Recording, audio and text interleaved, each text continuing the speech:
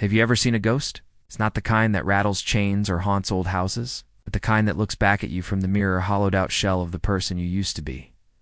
That was me. It started with the scent of antiseptic clinging to my wife's clothes. It smelled too clean, too sterile for her job as a financial consultant. She'd come home from late-night client meetings, her eyes shining with a feverish energy I hadn't seen in years. The official story was a big new client, a demanding project. The truth was colder, sharper. It was waiting for me on the stainless steel slab of a table in the one place I never thought I'd have to visit. She thought their secret was safe in the quiet, refrigerated halls of the city morgue. She was wrong. If you genuinely enjoy our stories, please subscribe to the channel. Tell us where you're from and what time it is right now. It's always fascinating to know how far our story flows. Our life, the one I thought we were building in our 2-story brownstone just off Lincoln Park in Chicago, was a carefully constructed lie. Sarah had grown distant, her laughter brittle, her touch a fleeting memory. It began subtly. A new password on her laptop. Phone calls taken in the other room, her voice a low murmur. I'd find receipts from restaurants I'd never heard of, tucked away in the pockets of coats she'd worn to work dinners. She'd gaslight me, calling me paranoid, insecure. You need to trust me, darling, she'd say, her voice dripping with a condescending sweetness that made my stomach turn. The villains always feel untouchable when they're writing the script, and she was the director of this tragedy. The breaking point came on a Tuesday. I was in the garage looking for a misplaced toolkit when I found a second phone hidden inside an old shoebox.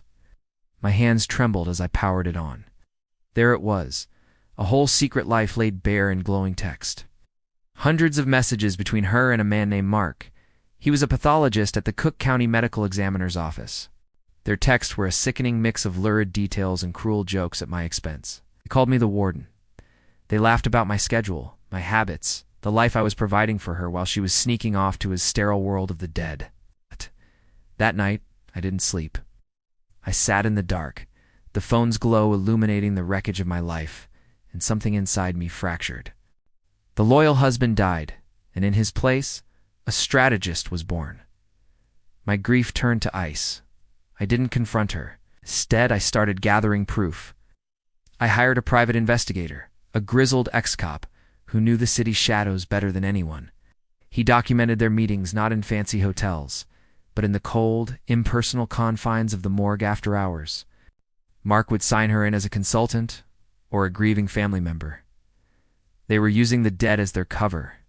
The investigator got photos, entry logs, even audio recordings of them laughing as they walked down the silent, tiled corridors. Opened a new bank account and began meticulously moving my assets, liquidating our joint investments under the guise of a market downturn. I consulted a shark of a divorce attorney, a woman who specialized in high-conflict cases with hidden assets. We built a fortress of evidence, each piece a stone in the wall that would eventually crush them. The trap was set. Sarah's father, a man who prided himself on his family's pristine reputation, was hosting a major charity gala.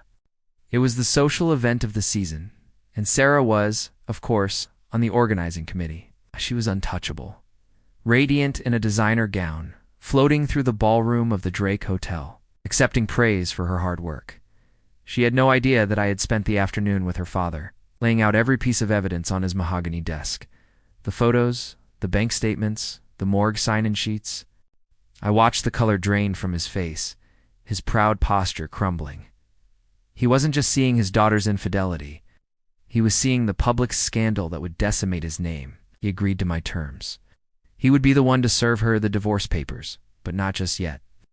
First, the main event. I had arranged for an anonymous tip to be sent to Mark's supervisor about an unauthorized visitor and unprofessional conduct in the morgue. An internal investigation was launched, and a formal meeting was scheduled. The meeting was to take place in a small, sterile conference room at the morgue itself. Mark, arrogant and dismissive, thought it was a bureaucratic formality. Sarah went with him for moral support, convinced they could lie their way out of it. That's when I walked in. The room was small, windowless, smelling of bleach. Mark and Sarah were sitting across from his supervisor, their faces a mask of confident indignation. Then the door opened, and I was there, flanked by my lawyer. Sarah's mouth fell open. Choked, strangled sound escaped her lips. Mark went pale, his smugness evaporating like mist. Her father was there too, standing by the door, his face like stone. "What is this?" she stammered, looking from me to her father. Her father simply slid a folder across the table, the divorce papers. On top was a photograph of her and Mark, laughing, standing beside a covered gurney. The supervisor's face hardened.